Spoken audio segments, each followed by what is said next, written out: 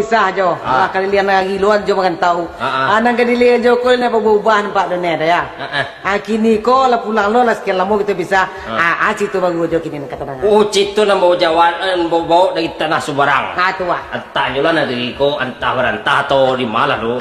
Tua. Jadi aduh sebuah kerajaan jo ne.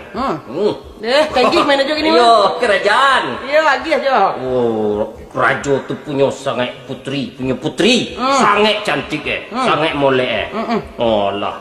Jadi baalah caro Rajo tadi ko mencari minantu. Yo. Nyo adalah sayembara. Nyo memang keliling kampung. Siapa yang ikut sayembara gitu keliling kampung untuk mencari menjadi menjadi minantu Rajo. Ampula ya nak dan. Iya. Sawai maya. Iya di kecek ko kecek du balang keliling kampung. Iya. Ada kerajaan ko madon sayembara untuk mencari minantu anak Rajo nan gancak tadi. Oh, sayembara tu ada ne. Maangkek Kaki Gajah. Gajah ko yun anak sebenar dak gagah gadang itu. Oh, wai. Sagadang pondok di tengah sawah tu sedang membaguang tu. Wayoi. Jadi siapa bisa Maangkek Kaki Gajah ko? Kau nak gajah sebenarnya gajah dan jo. Iyo gajah apa? Gajah sambok. Iyo. Iyo nak gajah. Siapa bisa Maangkek Kaki Gajah ko? Iyo. Siapa tangkek dia nyo?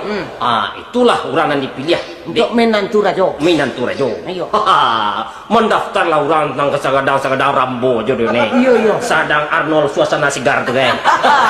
Kadang-kadang jo lah 10 orang. Iyo. Ada kan ditutup pendaftaran lain. Pendaftaran tadi kau. Ya.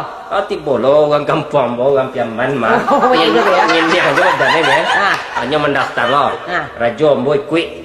Tidak bisa kamu kecil. Nanti kalau tidak tangkap bang dipancuang kata. Wah tengok kena capai rawit kau kata. Dek kali pajak kau diterima dek Rajo menjadi peserta nang kasabaleh. Oh wai. Jadi itulah mulai hari H kau ni. Lah tagak gajah tadi.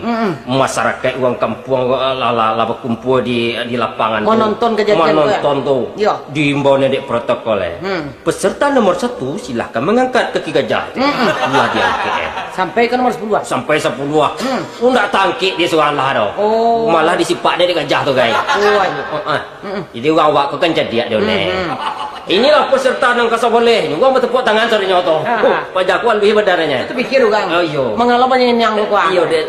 Tu lebih bisa pajaku ketika. Ya maklum lah pajaku juga gak galie je sengene. Agak encik coba dak je pajaku sengene. Betul-betul aja lah gitu ah. Adi papa cik ni kaki gajah tu. Tu di sandu aku lepui gajah tadi tu. Gajah sakit dia. Satu tenggek kaki tangkek. Sakit dia tu tengkek kaki buat tapuk lah orang sornya. Ayo pagi pajak ketek jadi mah. Tangkek kaki gajah dia teh.